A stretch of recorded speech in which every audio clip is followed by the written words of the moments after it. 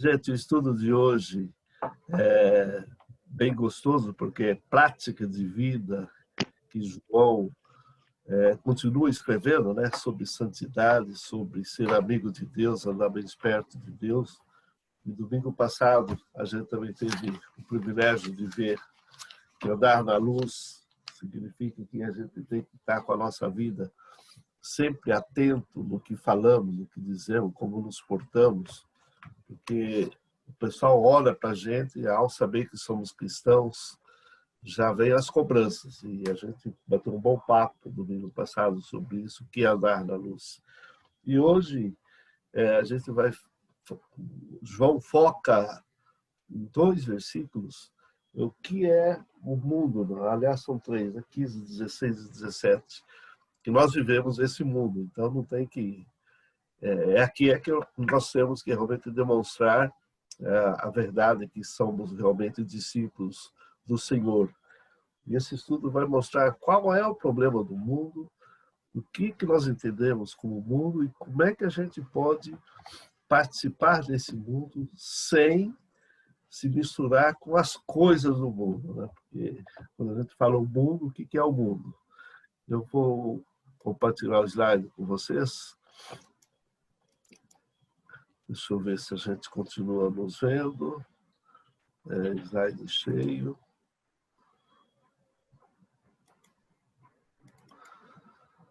Pronto. Todo mundo consegue ver? Sim, né? Sim. Então, o alvo da lição de hoje é sabermos e compreender realmente, verdadeiramente, o sentido da palavra mundo que João escreve em 1 João 12:15. É desapegar-se das coisas do mundo, mesmo estando no mundo, e responder positivamente à ordem de não amar as coisas do mundo. Esse é o grande segredo nosso e nosso grande problema hoje é que a gente vive nesse mundo e muitas vezes a gente acaba se animando um pouco mais e voltando a gostar das coisas do mundo. Mas é interessante começar esse debate entendendo o que é o mundo para nós, a definição do que nós entendemos como mundo. Porque João fala, não ameis o mundo, né? Ele começa falando no versículo 15. Mas é interessante, como não amar o mundo, né?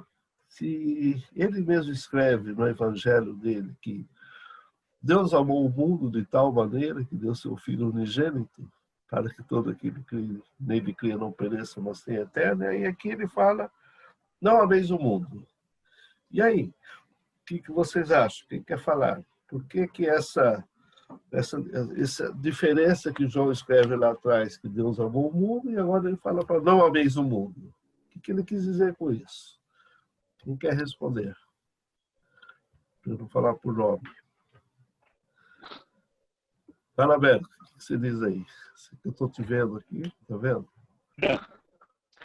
Eu vejo aqui que João, ele fala esses versículos de 15 a 17, que o mundo jaz no maligno, né? Um mundo caído, né? Ele fala dessa perspectiva, né? Porque como ele diz, para não amar o mundo, mas como ele fala que as coisas pecaminosas, assim, quer dizer, as concupiscências, né? Como ele vai dizer aqui nos versículos, né? E a concupiscência dos olhos, da carne, né? E a soberba da vida, né? Isso faz parte do mundo caído. Isso faz parte da perspectiva do nosso inimigo, que como também diz na palavra, que o mundo jaz no maligno. Então ele olha dessa perspectiva. É isso que eu vejo, né? Carol, o que você diz aí? Porque João fala lá atrás que Deus amou o mundo, aqui ele fala para não amar o mundo. Que diferença está na palavra de João? O que ele quer dizer com o mundo aqui para nós? Por que lá atrás ele diz que Deus amou o mundo? Como assim? Agora ele fala para não amar o mundo. Então, o que você acha? Assim, ao meu ver, eu acho que a única diferença que eu consigo fazer agora é que quando o João fala que Deus amou o mundo, não sei, referente às pessoas. E quando ele fala que nós não devemos né? Vamos misturar, amar o mundo seria as práticas pecaminosas mesmo. Sidney, o que você entende como mundo? Para você, na sua definição, essas setas aí são para a gente definir o que é o mundo, uma visão sua. O que é o mundo no geral, É, assim? deixa eu ver o que o Sidney fala. O que é o mundo para você? O mundo eu vejo que é tudo que está ao nosso redor, né? Coisas boas e coisas ruins. A gente, como cristão, temos que saber diferenciar, né? O que é o bom, o que é o ruim. Alguém sempre vem jogar uma palavra diferente para você, você tem que, igual na aula passada, né? Não deixar se levar, né? Se posicionar e falar, bom, isso aqui não vai agradar a Deus. Então, eu vejo que essa diferença, não devemos desfazer das pessoas que não é cristão e tentar, aos poucos, colocar a palavra de Deus nela. Foi isso que Deus fez, né? Porque quando a gente veio ao mundo, a gente já veio com pecado. E ele vem nos transformando, né? Que mais? Definição de mundo. Alguém chegou a olhar? É um Sim. lugar? O que é? Um planeta? Agora, a definição da palavra mundo. Alguém quer falar? Com relação aí ao mundo, pastor, como a lição, a gente passou pela lição, né? Ali fala do universo como um universo, né? Eu estou tentando lembrar aqui, como universo, depois todos os seres humanos, né? E o mundo em oposição a Deus, né? Aí já é sistema, né? Mas a definição da palavra mundo, se você entrar lá no dicionário e ver o que é o mundo é o planeta Terra e tudo que nele existe é o mundo, tá certo? Certo. É o planeta. Ou o lugar onde vive o homem, a gente podia dizer ali. Ou todos os seres humanos, como disse a Carol, os homens, todos os seres humanos, é o mundo também. Se a gente for olhar no grego, a palavra cosmos literalmente significa tudo ordenado. A palavra que quer dizer cosmos é tudo que a gente consegue ver, os satélites, o Sol, a Lua, faz parte do mundo. Lembra que quando Deus criou o mundo, Ele criou as estrelas, o firmamento. Então, isso tudo para nós é o mundo. Ou seja, o conjunto, a gente poderia definir, de tudo que existe, tudo que a gente vê, é o mundo. Tá certo? Ou todos os seres humanos, ou, como alguém disse aí, a vida secular da pessoa, o Concílio Filosófico, o conceito de mundo. Então, o mundo, a gente precisa ver. Quando João escreve no seu evangelho, lá atrás, por isso que eu fiz a pergunta para você, sabe que ele errou? Lá ele fala que Deus amou o mundo, aqui ele fala não ameis o mundo. Claro que quando ele escreveu lá atrás que Deus amou o mundo, que Deus amou todos os seres humanos, certo? Ele quer dizer a sua criatura. Então, ele amou de tal maneira que, mesmo a sua criatura tendo pecado contra ele havia prometido e mandou Jesus para que morresse e salvasse todas as pessoas. Então, esse é o amor que fala que Deus amou o mundo de tal maneira. E quando ele fala aqui em 1 João, que é o texto da lição hoje, não ameis o mundo, nem o que há no mundo, não é para nós nos amarmos as pessoas. Claro que temos que amar as pessoas, sim.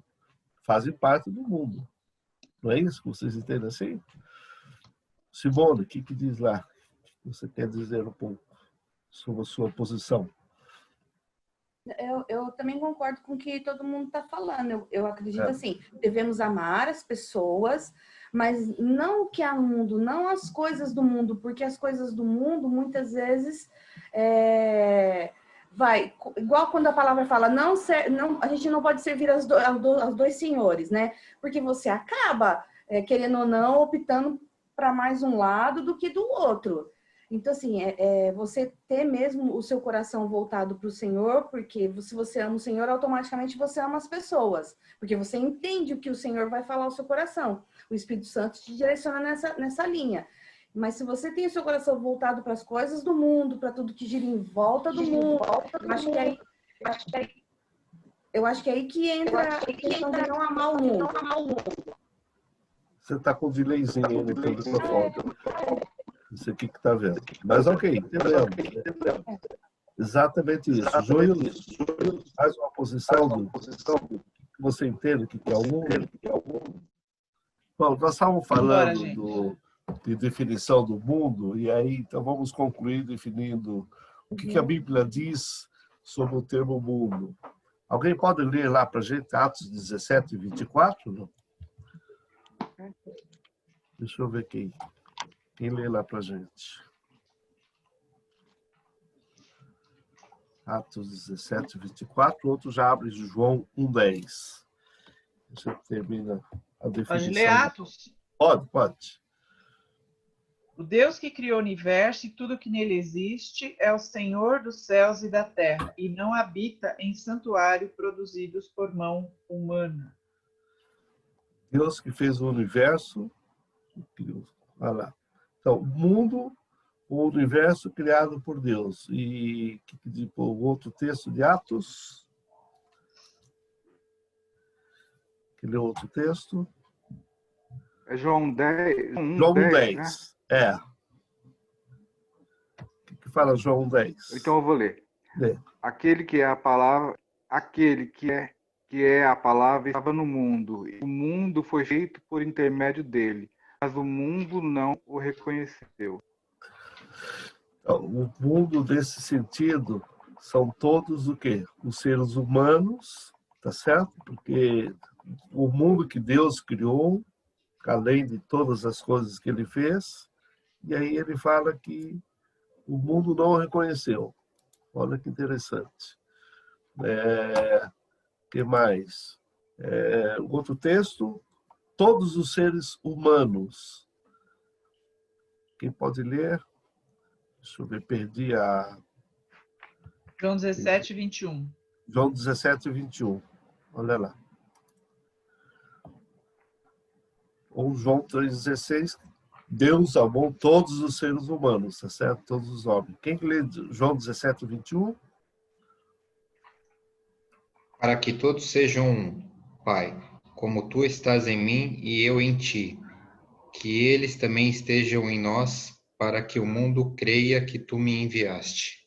Então, mundo no sentido de todas as pessoas. Lembra que Deus amou o mundo, as pessoas, de tal maneira que deu seu Filho unigênito. Então, nós temos 3 definições do mundo aí. O universo, todos os seres humanos, e por último, que João escreve aqui em 2 João 2:17. Ou 2:15 a 17. Quem quer ler essa definição que ele fala? Olha lá. Primeiro, ou João 5:19, né? Tá melhor, mais curtinho, olha aí. Sabemos... 1 João. 1 João. Sabemos que somos de Deus e que o mundo inteiro jaz no maligno. Que mundo inteiro que ele está dizendo aí? Ou seja, o sistema do mundo, o que opera no mundo, faz parte de quem? Do maligno.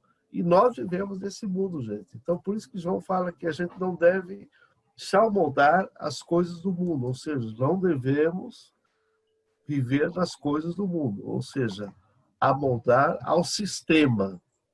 Claro que a gente vive nesse mundo. A gente não tem como sair desse mundo. Por enquanto estamos vivos, vivemos nesse mundo. E aqui nesse mundo é que Deus quer que a gente faça a diferença.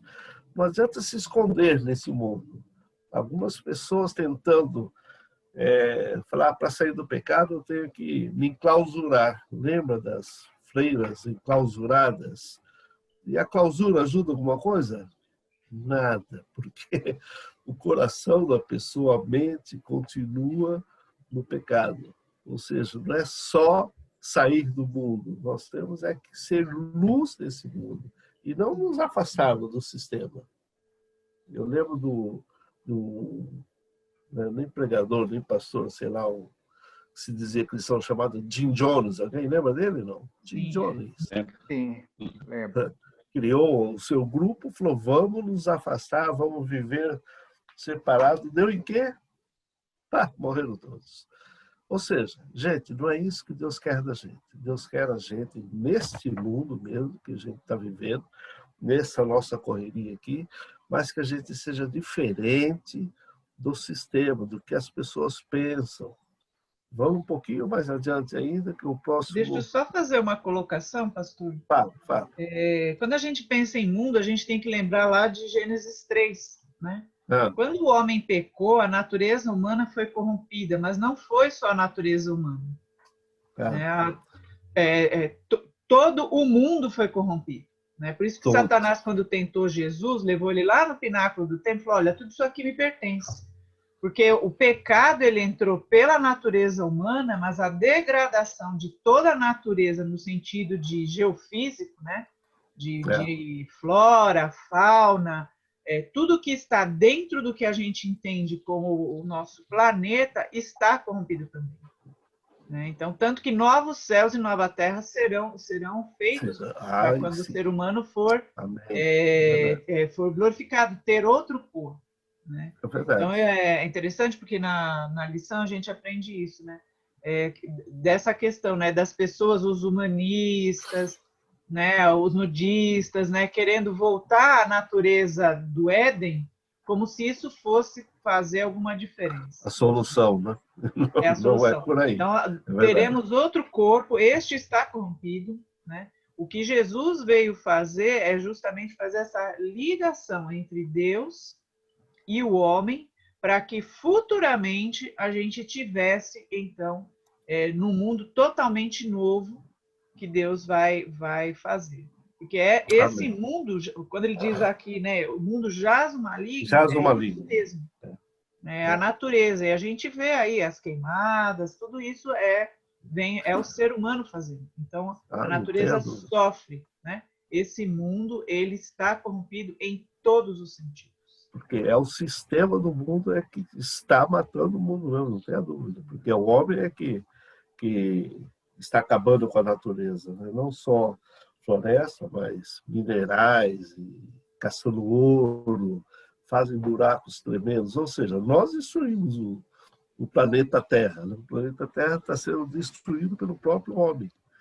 Então, além do sistema maligno que a gente vive, que cada um quer buscar satisfazer a si próprio ou enriquecendo, não sei o quê. Então, esquece de andar em paz com Deus. Quando o homem não vive em paz com Deus e não anda controlado pelo Espírito Santo, dá nisso, né? Essa porcalhada que a gente vê. Vamos mais um pouquinho adiante. Oi, alguém queria falar algo? É rápido, pastor. Só em relação à primeira pergunta que o pastor fez, só para mim... O mundo, quando Deus fez, ele fez para refletir a glória dele. Mas aí, com o pecado, o homem decepcionou, né? É verdade. Tudo decepcionou a Deus. E aí, na sequência, vem, que é para a gente não amar o mundo. Por quê? É da maneira que foi as coisas acontecendo até hoje. Aquela relação do mundo e universo, o mundo o planeta Terra, o universo, todas as coisas, as estrelas, o infinito, tudo o que a gente nem faz ideia do que existe aí, esse é o universo. E agora a gente quer destruir também a parte do universo. A gente quer explorar a Lua e jogar uma bomba atômica lá na Lua para ver o que acontece. Ou seja, olha a ideia dos homens. Né? Então, em vez de explodir bomba atômica ou de hidrogênio aqui, vai atrapalhar, vamos explodir lá na Lua. Então, veja, o homem realmente é um grande problema. Mas qual a atitude do mundo para com Deus triuno, ou Deus trino, Deus Pai, Filho e Espírito Santo? Olha que interessante esse slide, para a gente ver. O mundo não o conhece. Já vão abrir esses textos aí para a gente ler rapidamente. Olha, o mundo conhece o Pai? Não. Olha que Paulo fala em 1 Coríntios 1, 21. Alguém já achou? Vou pessoal rápido para a Bíblia aí. Aqui, ó, considerando que na sabedoria de Deus, o mundo não o conheceu por meio da sabedoria humana. Foi do agrado de Deus salvar os que creem por intermédio da loucura da proclamação da sua mensagem. Ou seja, O pessoal conheceu o Pai? Não, o mundo não o conhece até hoje, né? Não reconhecem a Deus e aí dá nisso. E o Filho? O mundo aceita? Não. Veja o que João escreveu no seu Evangelho, 15:18 e João 7:7. Quem achou lá? Se o mundo os odeia, lembre-se de que primeiro odiou a mim. Jesus dizendo, né? Se o mundo nos odeia, a nós também já odiou o Filho, Jesus Cristo. João 7:7. Esse é o texto de João 7,7. Ah, esse é o texto? E o 15:18? Os dois são iguais, né? Tá? É uma repetição. O Né? mundo não pode odiar-vos, mas odeia a mim, pois eu dou testemunho de que suas obras são más. Vai lá. Ou seja, não aceitaram o Filho, não aceitaram o Pai, não reconheceram a posição de Deus, o Pai, sobre o mundo, não aceitaram o Filho e o Espírito Santo. O que Jesus diz em João 14:17? Olha aqui. Alguém já achou? Pode ler. O Espírito da verdade. Pode. O mundo não pode receber esse Espírito, porque não pode ver, nem conhecer. Mas vocês conhecem porque ele está com vocês e viverá em vocês. Habita em nós. Veja, mas que o mundo, quando você fala do Espírito Santo, o pessoal do mundo que já não conhece o Pai, não reconhece o Filho, quanto mais o Espírito Santo, né? E mas eu nem o vejo, né? Nunca vi Deus, não vi o Filho, nunca vi Jesus e também não vi o Espírito Santo. Então, realmente, as coisas do mundo, e Satanás cada vez mais cega as pessoas para não verem a realidade de Deus, não ver a realidade de Jesus Cristo e não ver a realidade do Espírito Santo que vive em nós. Nós também não vimos o Espírito Santo, mas nós sentimos, porque ele nos ajuda a viver a cada dia. E terceiro ponto, dominantes desse mundo. Olha lá. Agora que a gente vai ver os três concupiscências que João escreve aí. Concupiscência da carne, dos olhos, e depois a arrogância que ele vai falar. Alguém já acha Gálatas 5:19? Vamos ler Romanos 8:6 e 7. O que é concupiscência da carne? Alguém já achou? Pode ler Romanos 8:6 e 7.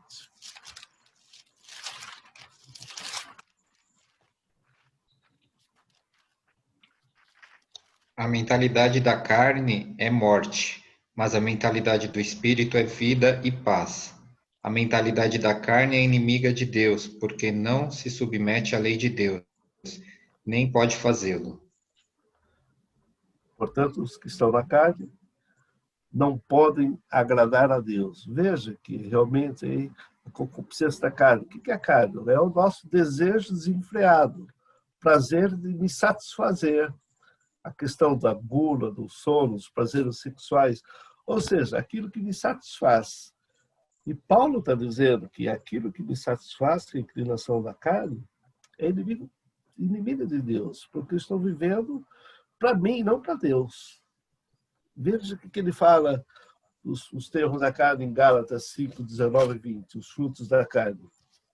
Quem achou já pode ler. Posso ler então? Pode. Ora, as obras da carne são manifestas: imoralidade sexual, impureza e libertinagem, idolatria e feitiçaria, ódio, discórdia, ciúmes, ira, egoísmo, dissensões, facções e inveja, embriaguez, orgias e coisas semelhantes. Eu os advirto, como antes já os adverti. Aqueles que praticam essas coisas não herdarão o reino de Deus. Veja que, então, essa concupiscência da carne que João escreve são os nossos desejos desenfreados, aquilo que quero me satisfazer. Me satisfaz naquele instante, naquele momento. Então, é desenfreado. Ou seja, não estou nesse instante sendo guiado pelo Espírito Santo. E quando isso acontece isso na nossa vida. Então, temos que tomar cuidado, os nossos, aquilo que a gente quer para nós, satisfazer ao meu eu, meu ego, e não satisfazer a Cristo. Lembra que nós vivemos para glorificar a Cristo. Quando eu estou satisfazendo a mim mesmo, eu não estou glorificando a Cristo. O segundo é a concupiscência dos olhos. E a gente sabe esses 3 casos aí muito legais para a gente falar. Mas em Mateus 18, 9, não precisa nem ler, que eu comento, é que Jesus Cristo fala, se o teu olho te faz pecar, arranca os teus olhos. O teu olho, porque é melhor entrar com o olho só no céu do que perder a sua salvação, porque você deu vazão à atitude daquilo que teus olhos viram. E aí ele cita 3 personagens, e a gente conhece bem os 3, né? Adão e Eva lá no paraíso. O que levou Eva a pecar? O que vocês acham? Se bem que nesse texto fala das 3 coisas, né? A concupiscência da carne, dos olhos, e o terceiro que é a lascívia. Quem quer comentar alguma coisa? A soberba. Olha, fala de Eva. O que a serpente tentou? Ela viu o fruto, achou que era bom. Então, tá certo? Não achou que não, o fruto é bom. Se é bom, vamos comê-lo. Isso ia satisfazer o quê? O seu desejo pessoal, que é o que eu desejo pessoal, concupiscência da carne. Tá certo? Ela viu, achou que era legal e comeu o fruto, e aí deu no que deu, né? O pecado entrou no mundo. Então, muito cuidado com o que a gente vê, os desejos para dentro de nós, começa pelo olhar. Todo pecado começa por aí. Você viu alguma coisa, aquilo que eu queria ter, que não é meu. Veja o que Acã fez. Eu acho que vocês leram durante a semana. Alguém quer comentar rapidinho o que Acã fez? Em poucas palavras, quem quer comentar? Ele olhou, ele viu a capa babilônica, o ouro, e cobiçou, né? Além de ver e cobiçar, o que ele fez? Ele pegou, escondeu. Pegou para si, né? Então, o grande problema, gente, de ver só, não é que fala, eu vi, assim como a gente vai chegar no caso de Davi. O ver e dar lugar à vontade minha. Então, o Acã viu a capa, viu os objetos, e Deus falou, olha, não toque em nada. Não é para pegar nada dos inimigos, é para destruir todos, mas ele pecou. Consequência do seu pecado, o que aconteceu com ele e a família toda? Foram todos apedrejados e mortos.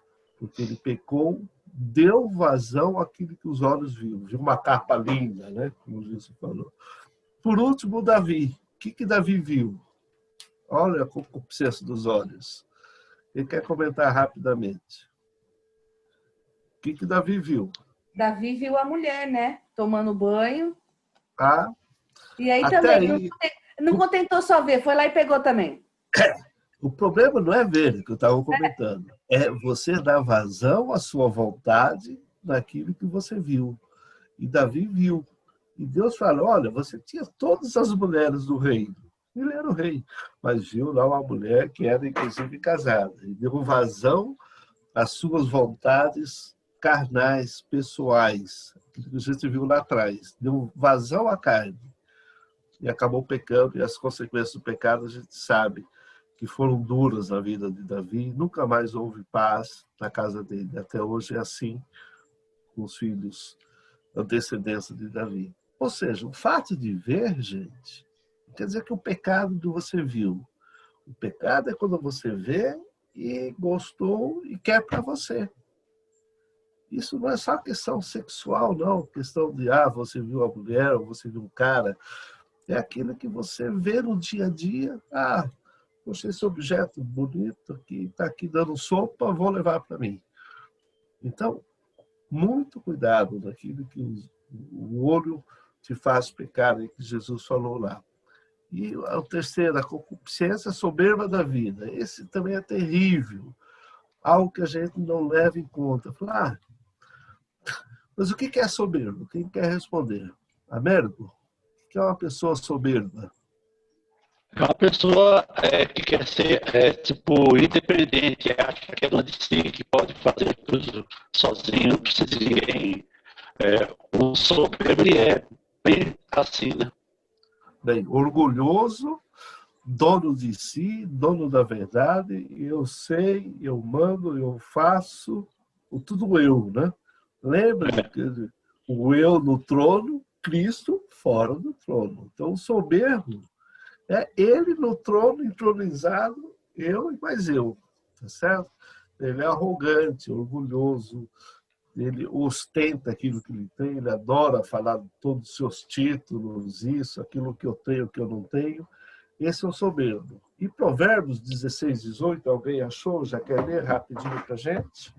18. O orgulho Pode ler.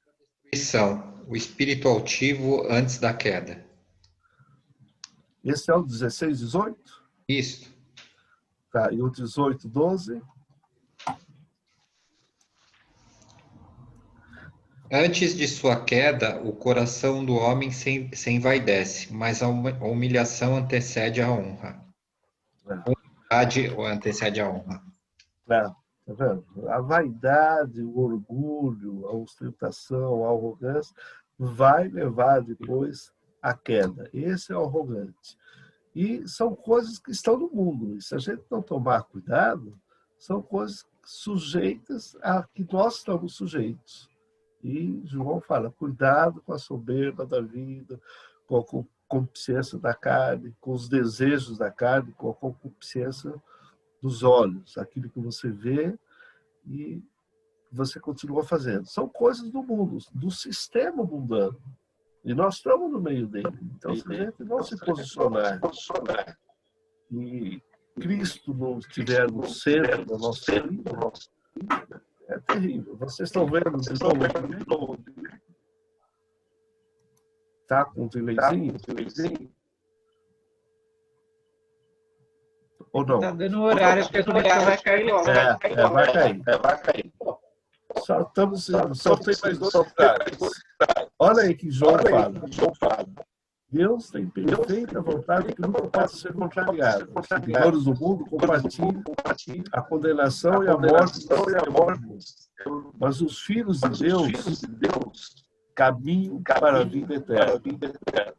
Faça a vontade de Deus sempre, gente. Concluindo, olha, o problema é que ele atrai e seduz. Aquilo que a gente falou, a vontade da carne, dos olhos, ele desobedece a Deus e não o ama.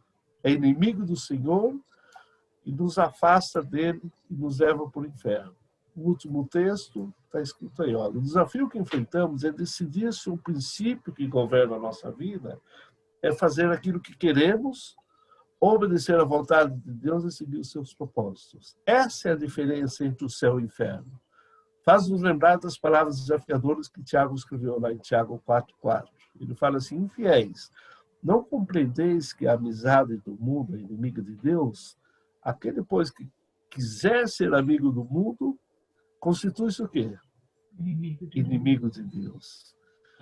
Que essa lição nos ensina realmente, apesar do tempo, de novo, dos percalços, mas vocês estudaram a semana, que a gente tem que tomar cuidado com essas 3 concupiscências que João escreve aí.